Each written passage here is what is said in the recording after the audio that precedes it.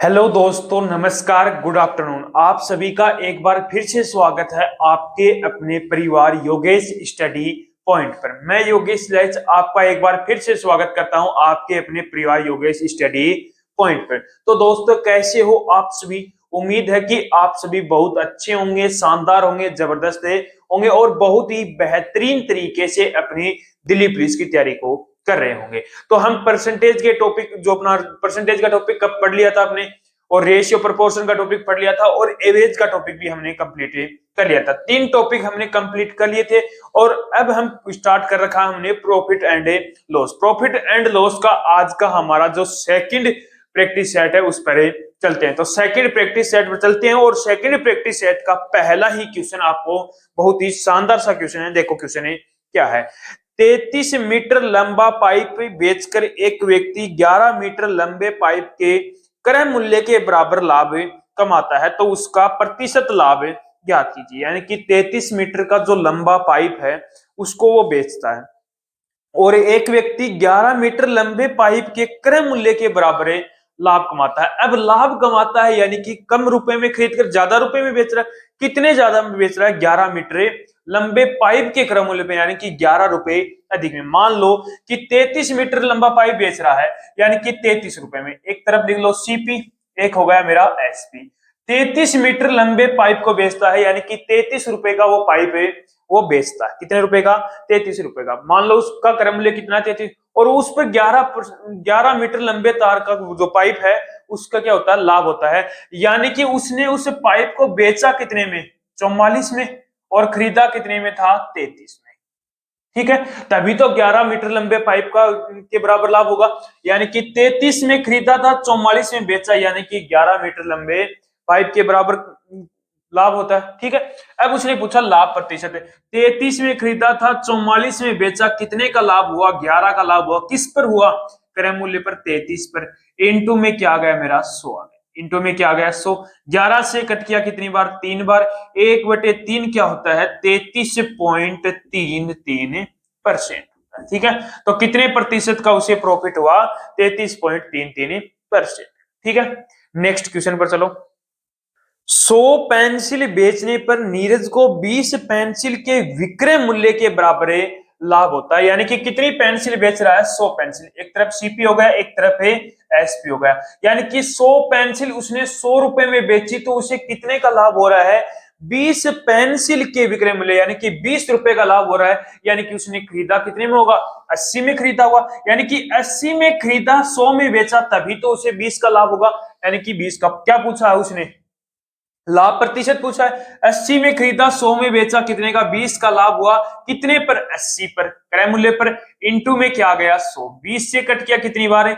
4 और 20 चौक 80। 4 से कट किया कितना आ गया? ये 25%। यानी कि उसे कितने प्रतिशत का यहाँ पर प्रॉफिट हुआ? 25% का प्रॉफिट हुआ। ये आसान से क्वेश्चन आपको पूछे जाते हैं। और क्वेश्चन लेते हैं ऐसा ही। नेक्स्ट क्वेश्चन देखो।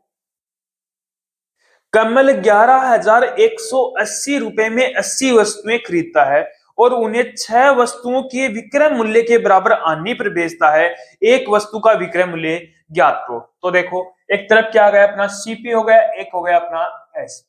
कितना हो गया? एसपी। यानी कि 6 वस्तुओं के विक्रय मूल्य के बराबर क्या होती है? उनको हानि होती है। तो यानी कि 80 वस्तुएं, मैंने मान लिया कि 80 वस्तुओं को उसने 80 रुपए में बेचा। कितने रुपए में बेचा?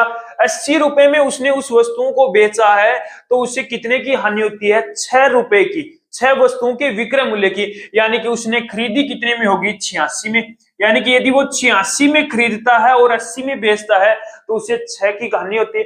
यानी कि 86 वस्तुएं उसने क्या करी? फिर जितने रुपए में 86 वस्तुएं खरीदी थी, उतने रुपए में उसने क्या कर दी? 80 वस्तुएं बेच दी।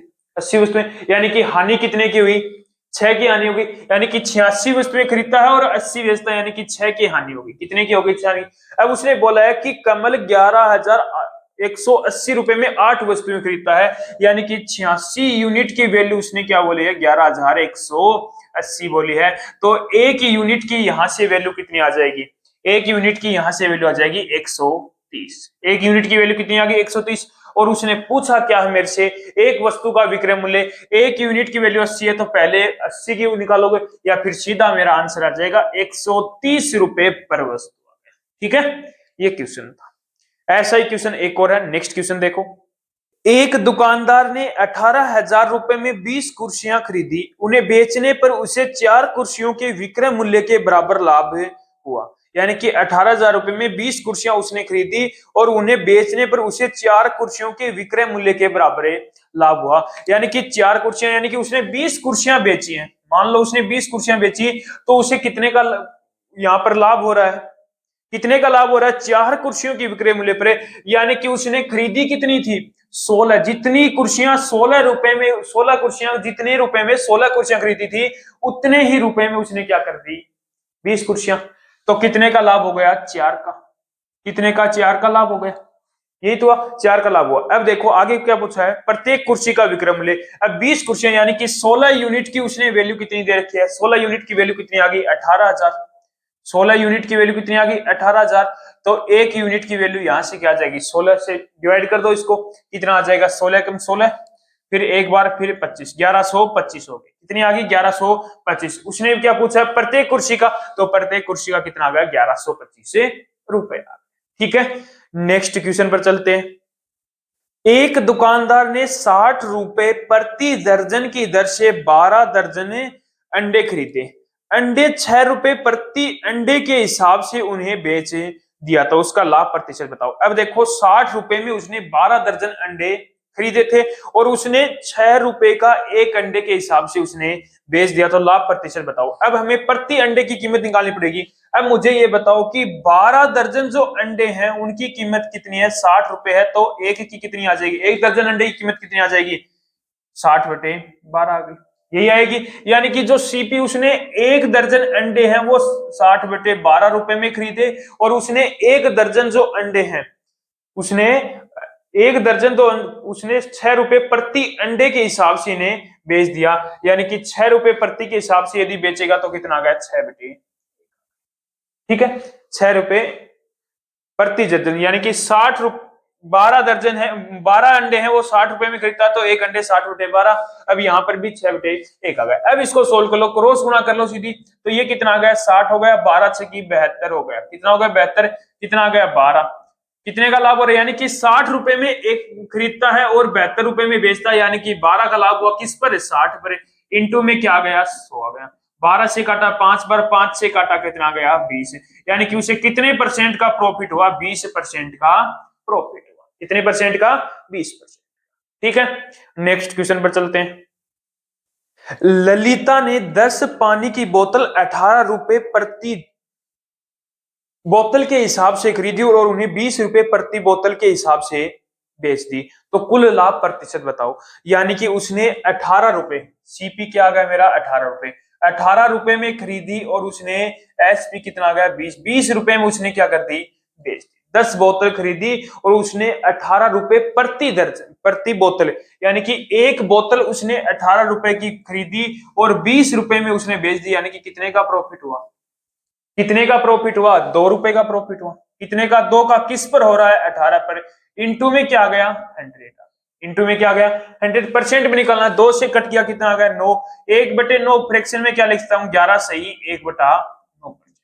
क्या लिख सकता हूं, 11 सही 1 बटे 9%। यानी कि ऑप्शन नंबर सी क्या हो गया आपका राइट आंसर हो गया। ठीक है, नेक्स्ट क्वेश्चन पर चलते हैं।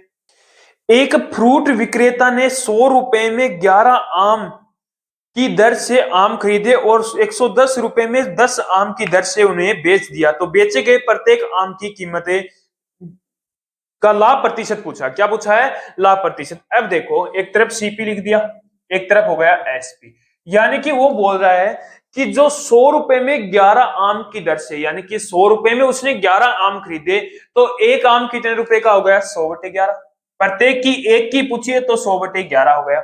और उसने बेच कितने में रहा, वो 110 बटे 10 में, 110 रुपए में 10 आम क्या कर रहा, वो बेच रहा है। अब क्रॉस गुणा कर दो, यानी कि उसने 1000 रुपए में खरीदे और कितने रुपए में बेच रहा है वो, इसको गुणा करोगे तो 1210 आ गया। कितना आ गया, 1210।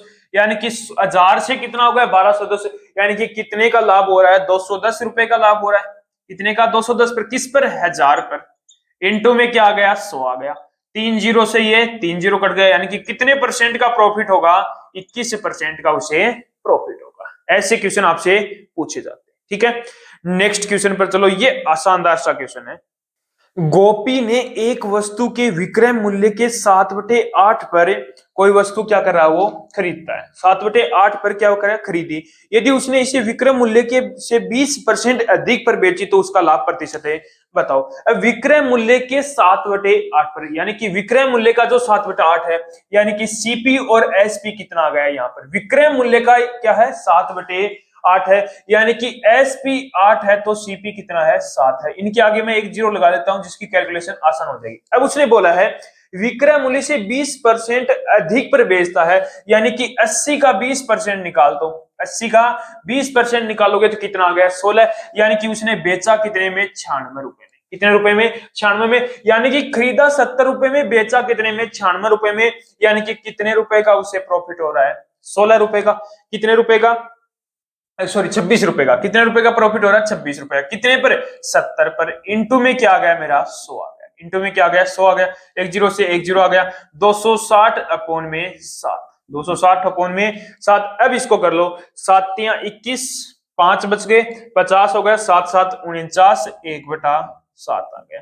37 सही 1/7% का उसे क्या होगा, प्रॉफिट होगा। ठीक है, नेक्स्ट क्वेश्चन पर चलते हैं। ये क्वेश्चन आपके लिए होमवर्क रहेगा, दिल्ली पुलिस से 2020 में आया हुआ क्वेश्चन है। ठीक है, यानी कि सुमित एक वस्तु को एक निश्चित मूल्य पर बेचता है, यदि वह उसे उसके विक्रय मूल्य के 4/5 भाग पर बेचता है तो उसे 10% की हानि होती है। यदि वह उसे उसके वास्तविक मूल्य से 95% पर बेचता है तो उसका लाभ प्रतिशत है, याद करो। ये क्वेश्चन आपके लिए क्या रहेगा, होमवर्क रहने वाला है। ठीक है, नेक्स्ट क्वेश्चन पर चलते हैं।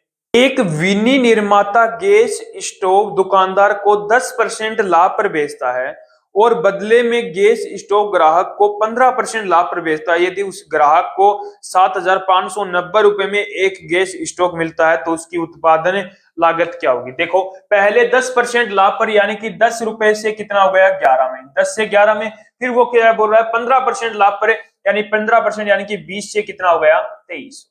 20 से कितना हो गया, 23। ये कितना आ गया, 200। ये कितना हो गया, 200।